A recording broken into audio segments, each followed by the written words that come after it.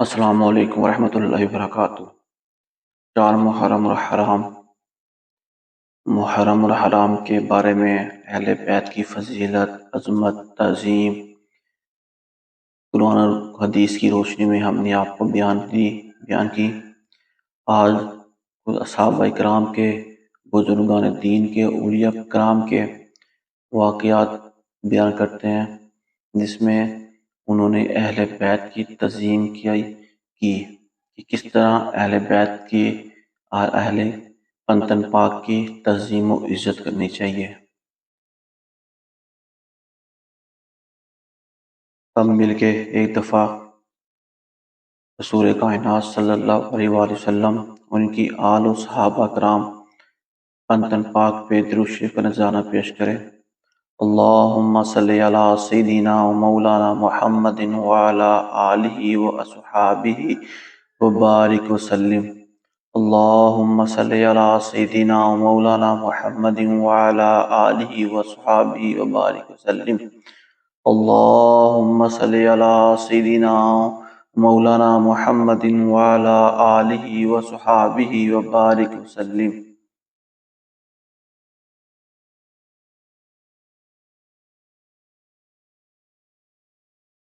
حضرت امام حسین بن علی رضی اللہ تعالی عنہ نے بیان کیا کہ میں حضرت عمر فاروق رضی اللہ تعالی عنہ کے پاس گیا، وہ منبر پر خطبہ دے رہے تھے،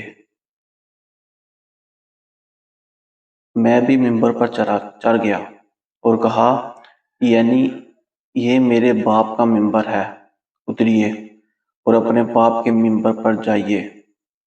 حضرت عمر فاروق رضی اللہ تعالی عنہ نے فرمایا، میرے باپ کا منبر نہیں تھا، اور مجھے پکڑ کر اپنے پاس بٹھا لیا۔ میں اپنے پاس پڑی ہوئی کنکریوں سے کھیلتا رہا۔ جب آپ منبر سے اترے تو مجھے اپنے گھر لے گئے اور پھر مجھ سے فرمایا، کتنا اچھا ہوا اگر آپ کبھی کبھی تشریف لاتے۔ مطلب کہ امام حسین حضرت عمر فاروق رضی اللہ عنہ منبر پر خطبہ دے رہے تھے، تو آپ اس منبر پر چلے گئے اور آپ نے کہا حضرت عمر فاروق رضی اللہ عنہ سے کہ آپ یہ اپنے باپ کے منبر پر جائیے، یہ میرے باپ کا منبر ہے۔ لیکن حضرت عمر فاروق نے بڑے آرام سے فرمایا کہ میرے باپ کا منبر نہیں ہے، اور آپ کو اپنے گود میں بٹھا لیا، کیونکہ آپ تب چھوٹے تھے اور آپ وہاں پہ کنکریوں کے ساتھ کھیلتے رہے۔ جب خطبہ پورا ہوا تو آپ عمر فاروق رضی اللہ عنہ آپ کو اپنے ساتھ گھر پہ لے آئے اور یہ کہا کہ آپ تشریف لایا کریں کبھی کبھی۔ یہ ایک تعظیم و عزت ہے صحابہ کرام کی، جنہوں نے حضرت عمر فاروق اتنا بڑا نام، خلیفہ دوم، اور آپ کو حسن سلوک اہل بیت سے دیکھ کتنا ہے۔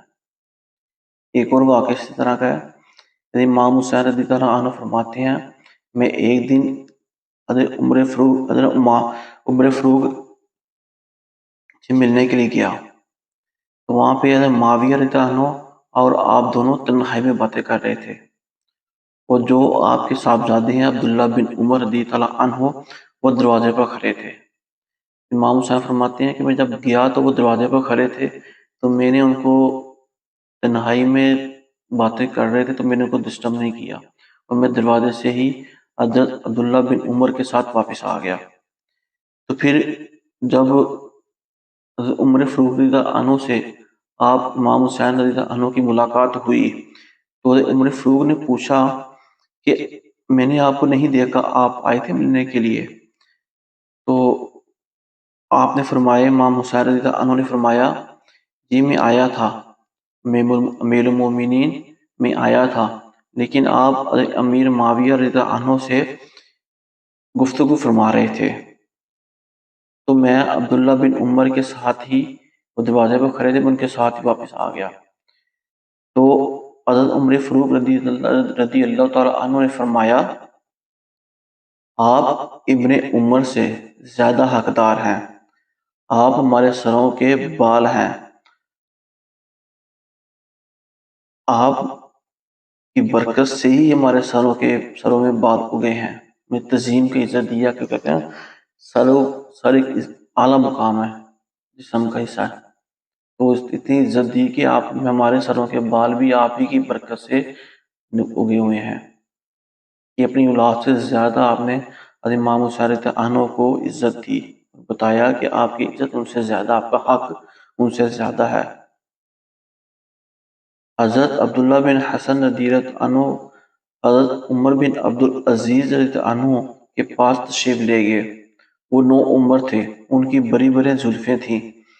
حضرت عمر بن عبدالعزیز رضی اللہ عنہ نے انہیں اونچی جگہ بٹھایا اور ان کی طرف متوجہ ہوئے اور ان کی ضروریات پوری کی. وہ تشریف لے گئے تو حضرت عمر بن عبدالعزیز کی قوم نے ان کو ملامت کی اور کہا کہ آپ نے ایک 9 عمر بچے کے ساتھ ایسا سلوک کیا. انہوں نے فرمایا، مجھ سے معتبر آدمی نے بیان کیا، گویا کہ میں رسول اللہ صلی اللہ علیہ وسلم کی زبان سے سن رہا ہوں. آپ نے فرمایا، فاطمہ میری لگتے جگر ہیں، ان کی خوشی کا سبب میری خوشی کا باعث ہے، اور میں جانتا ہوں اگر فاطمہ الزہرا رضی اللہ عنہا تشریف فرما ہوتی تو میں نے جو کچھ ان کے بیٹے کے ساتھ کیا ہے اس سے وہ ضرور خوش ہوتی. مطلب وہ آپ جب تشریف لائے، آپ 9 چھوٹے عمر کے تھے، تو حضرت عمر بن عبدالعزیز نے آپ کو اپنے پاس بٹھایا، اونچی جگہ بٹھایا، آپ کو خوش کیا، آپ کو جو بھی انہوں نے عزت تقدیم کی. تو کچھ لوگوں نے ملامت کی کہ آپ نے ایسا کیوں کیا، تو آپ نے فرمایا کہ یہ سب اہل بیت ہیں، یہ فاطمہ الزہرا رضی اللہ عنہ کے لگتے جگر ہیں، ان سے وہ خوش ہوں گی کہ آپ کے صاحبزادوں کی یا آپ کے خاندان کی عزت ہے. اس لیے ہم کو بھی چاہیے کہ ہم اہل بیت سے عزت کے ساتھ پیش آئیں، ان کی تعظیم کریں. حضرت عبداللہ بن مبارک سے روایت کرتے ہیں کہ بعض مقدمین کو حج کی بڑی آرزو تھی. انہوں نے فرمایا، مجھے ایک سال بتایا گیا کہ حاجیوں کا ایک قافلہ بغداد شریف میں آیا ہے. میں نے ان کے ساتھ حج کے لیے جانے کا ارادہ کیا اور 500 دینار لے کر میں بازار کی طرف نکلا تاکہ حج کی ضروریات خرید لاؤں. میں ایک راستے پر جا رہا تھا تو ایک عورت میرے سامنے آئی. اس نے کہا، اللہ تعالیٰ تم پر رحم فرمائے، میں ایک سید زادی ہوں، میری بچیوں کے لیے تن ڈھانپنے کا کپڑا نہیں ہے اور آج 4تھا دن ہے کہ میں نے کچھ نہیں کھایا. اس کی گفتگو میرے دل پہ اتر گئی. میں نے وہ 500 دینار اس کے دامن میں ڈال دیے اور ان سے کہا، آپ اپنے گھر جائیں اور ان دیناروں سے اپنی ضروریات پوری کریں. میں نے اللہ تعالیٰ کا شکر ادا کیا کہ اس نے مجھ کو ایک سید زادی کی امداد کی توفیق عطا فرمائی اور واپس آ گیا. میں کئی سال حج کر چکا تھا. اللہ تعالیٰ نے اس بار حج پر جانے کا شوق میرے دل سے نکال دیا. دوسرے لوگ چلے گئے، حج کیا اور واپس آئے. میں نے سوچا کہ دوستوں سے ملاقات کروں، کوئی انہیں مبارکباد پیش کر دوں. چنانچہ میں گیا، جس دوست سے ملتا اسے سلام کہتا اور کہتا کہ اللہ تعالیٰ تمہارا حج قبول فرمائے اور تمہاری کوشش کی بہترین جزا عطا فرمائے. تو وہ مجھ سے کہتا کہ اللہ تعالیٰ تمہارا حج بھی قبول فرمائے. کئی دوستوں نے اسی طرح کہا، اور جب رات کو سویا تو نبی کریم صلی اللہ علیہ وسلم کی زیارت ہوئی. آپ نے فرمایا، لوگ تمہیں حج کی جو مبارکباد پیش کر رہے ہیں اس پر تعجب نہ کرو. تم نے میری ایک کمزور اور ضرورت مند بیٹی کی امداد کی تو میں نے اللہ تعالیٰ سے دعا کی کہ اس نے بہت تجھ جیسا ایک فرشتہ پیدا فرمایا جو ہر سال تمہاری طرف سے حج ادا کرتا رہے گا. اتنا ضلع ہے اہل بیت سید زادی اور اہل سادات کی خدمت کرنا. یہ ہم کوشش چاہیے کہ ہم اپنے پاک مال سے پاک صاف ان کو ان کی امداد ضرور کریں۔ کوئی نہ کوئی اپنے ارد گرد کوئی ایک گھرانہ سید کا ضرور ہو جس کو آپ کا وہ صاحب استطاعت ہے بھی تو آپ گفٹ کے طور پر، تحفے کے طور پر آپ ان کو کچھ نہ کچھ پیش کرتے رہیں۔ کچھ بھی نہیں کر سکتے، صرف اتنا کریں کہ ان کے ساتھ عزت تقریم کے ساتھ پیش آئیں۔ اگر وہ کچھ آپ کو برا کہہ بھی دیں، کوئی نقصان یا نقصان تو نہیں ہوگا، مطلب آپ کے ساتھ کوئی آپ کو دل آزاری ہو بھی جائے آپ کے لیے، تو آپ اس کو اگنور کر دیں، ان کو کچھ بھی نہ کہیں، تو انشاءاللہ تعالی آپ کو اس کا بہتر اجر ملے گا۔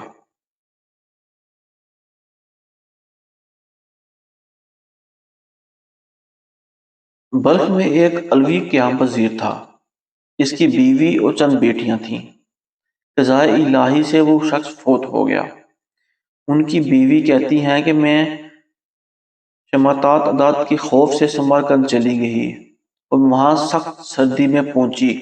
میں نے اپنی بیٹیوں کو مسجد میں لے جا کر بٹھا دیا اور خود خوراک کی تلاش میں نکل پڑی۔ میں نے دیکھا کہ لوگ ایک شخص کے گرد جمع ہیں۔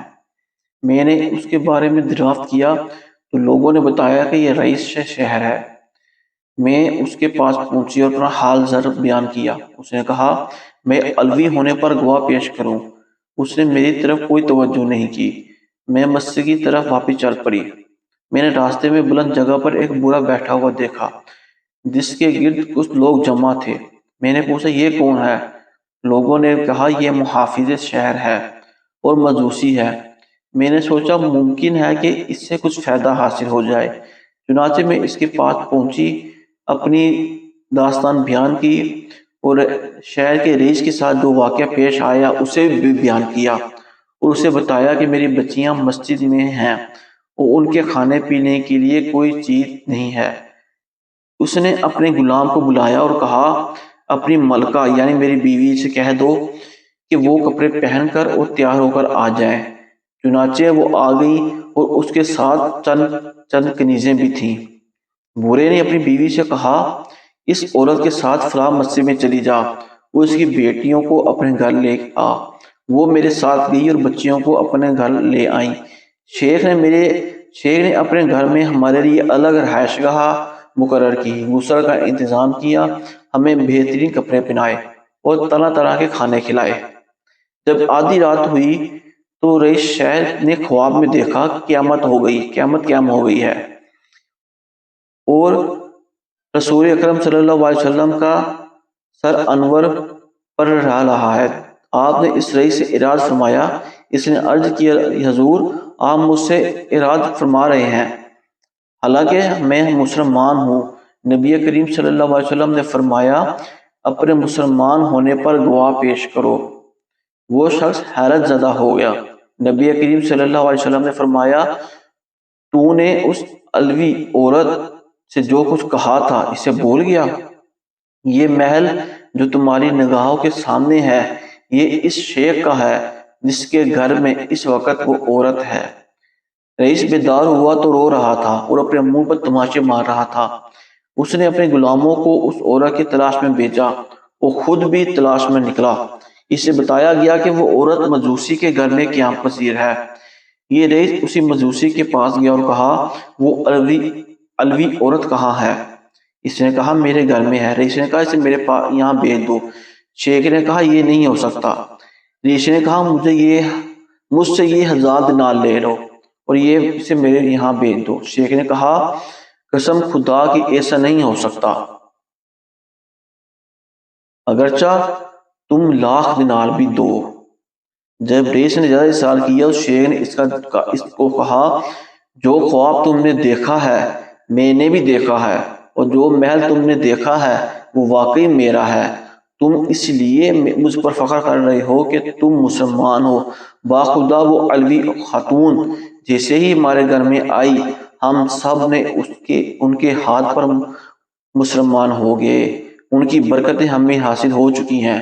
مجھے خواب میں رسول اللہ صلی اللہ علیہ وسلم کی زیارت ہوئی تو آپ نے مجھ سے فرمایا تم نے اس علوی خاتون کی تعظیم و تکریم کی ہے، اس لیے یہ محل تمہارے لیے تمہارے گھر والوں کے لیے ہے اور تم جنتی ہو۔ علوی خاتون مطلب کہ آپ علی کرم اللہ وجہہ الکریم کی خاندان میں سے تھی۔ علوی خاندان حضرت علی رضی اللہ عنہ کی نسبت سے ہے، تو آپ بھی سید زادی ہوئیں، حضرت علی علیہ السلام کی اولاد میں سے ہوئیں تو آپ بھی سید زادی ہوئیں، تو اس لیے ان کی خدمت کرنے پر ایک مجوسی کو مسلمان ہونے کا شرف حاصل ہوا، زیارت رسول اکرم صلی اللہ علیہ وسلم ہوئی، اور دنیا میں رہتے ہوئے اس کو جنت میں اس نے اپنا محل بھی دیکھ لیا، اور ایک مسلمان ہو کر اس بات میں پڑا کہ آپ کو ثبوت لے کے آئیں۔ اس لیے ہم کو چاہیے اگر کوئی مانگنے والا آ جاتا ہے، کوئی فقیر آ جاتا ہے، تو شریعت کے مطابق جو شریعت ہم کو حکم دیتی ہے اس کا بھی ہم کو حکم پورا کرنا ہے، لیکن پھر بھی آپ کے ایک 10 روپے دینے سے آپ کی جیب میں کمی نہیں آتی، وہ شاید اب بے شک وہ حقدار ہو اور ہم کو نہ پتہ لگتا ہو، تو بھی ہاں اس میں نا حقدار بھی آ جاتے ہیں، لیکن اس کی تحقیق کریں، اگر تحقیق نہیں کر سکتے تو 10 روپے دینے سے کوئی فرق نہیں پڑتا۔ اللہ نیتوں کے مطابق اجر و ثواب اور عمل کو قبول فرماتا ہے۔ ایک اور واقعہ ہے، حضرت خطاب رحمۃ اللہ تعالیٰ علیہ کی خانقاہ میں بیان کیا گیا تھا کہ کسی نے ایک سید کو مارا، تو اسی رات خواب میں اسے نبی کریم صلی اللہ علیہ وسلم کی اس حال میں زیارت ہوئی کہ آپ صلی اللہ علیہ وسلم اس سے ناراض تھے۔ اس نے عرض کی یا رسول اللہ میرا کیا گناہ ہے؟ فرمایا تو مجھے مارتا ہے، حالانکہ میں قیامت کے دن تیرا شفیع ہوں، کہ میں قیامت کے دن تیری شفاعت کروں گا۔ اس نے عرض کیا یا رسول اللہ مجھے یاد نہیں کہ میں نے آپ کو مارا ہو۔ آپ صلی اللہ علیہ وسلم نے فرمایا کیا تو نے میری اولاد کو نہیں مارا؟ اس نے عرض کیا ہاں۔ فرمایا تیری ضرب میری ہی کلائی پر پڑی۔ پھر آپ صلی اللہ علیہ وسلم نے اپنی کلائی نکال کر دکھائی جس پر ورم تھا، میں سوجا ہوا تھا جیسے کہ شہد کی مکھی نے ڈنک مارا ہو۔ ایک سید زادے کو تکلیف دینے سے حضور پاک صلی اللہ علیہ وسلم کی ذات کو آپ کو پسند نہیں ہے، اس لیے کوشش کرنی چاہیے کہ ہم اس طریقے سے زندگی گزاریں، دوسروں کو سید اہل سعادت کو نہیں بلکہ کسی بھی مسلمان کو آپ کی ذات سے تکلیف نہ ہو۔ کوئی آپ کو تکلیف دے رہا ہے تو آپ اس کو معاف کر دیں، آپ کی ذات سے کسی کو تکلیف نہ ہو۔ یہ دنیا چند دنوں کی ہے، یہ گزر جائے گی، لیکن اگر کوئی آپ کو تکلیف دے رہا ہے اور آپ نے اس کو تکلیف میں اپنا بدلہ لے لیا ہے تو کیا بتا جو آپ نے بدلہ لیا ہے وہ جو اس سے تکلیف دی ہے آپ کو، اس تکلیف سے زیادہ ہو آپ کا بدلہ لینا، تو آپ کو قیامت کے دن اس کا ساتھ دینا پڑ جائے کہ اس نے آپ کو اتنی تکلیف دی تھی اور آپ نے اس کو اتنی تکلیف زیادہ کیوں دی۔ یہ کوشش کریں کہ دوسروں کو معاف کر دیا کریں اور آپس میں پیار محبت سے ساتھ تشریف لائیں، پیار محبت سے پیش آئیں دوسرے کے ساتھ، ایک دوسرے کو اچھے طریقے سے پیش آئیں۔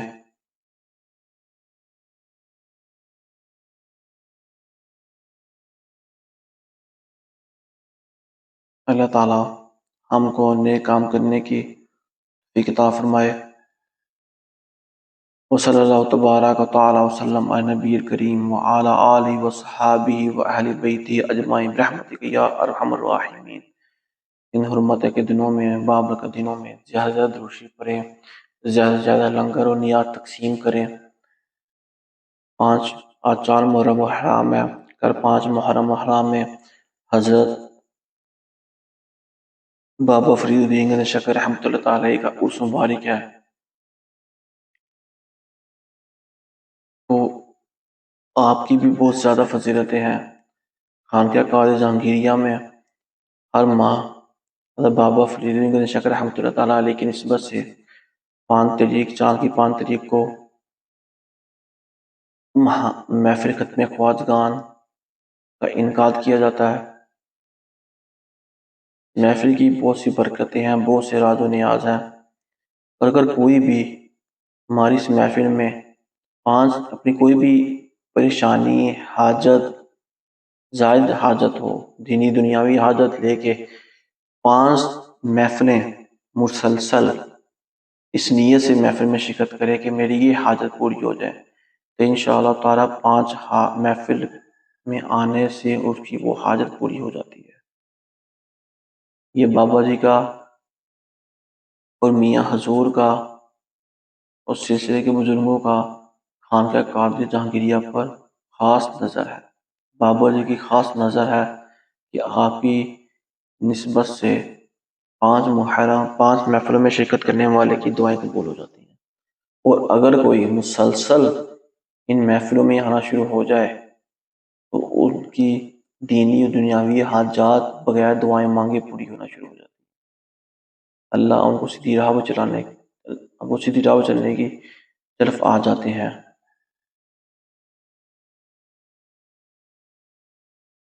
آج بھی مغرب کے بعد محفل کا اہتمام ہے، آپ بھی اس محفل میں شریک کریں، اور جو لوگ نہیں آ سکتے وہ ہمارے یوٹیوب اور فیس بک کے ذریعے اس محفل میں باوضو ہو کر شامل ہو جائیں، انشاءاللہ تعالیٰ ان کو بھی برکتیں حاصل ہوں۔ اللہ تعالیٰ آپ کو اور مجھ کو صحیح طریقے سے دینی خدمت کرنے کی اور اپنی اصلاح کرنے کی اور دوسروں کی اصلاح کرنے کی توفیق عطا فرمائے، آمین۔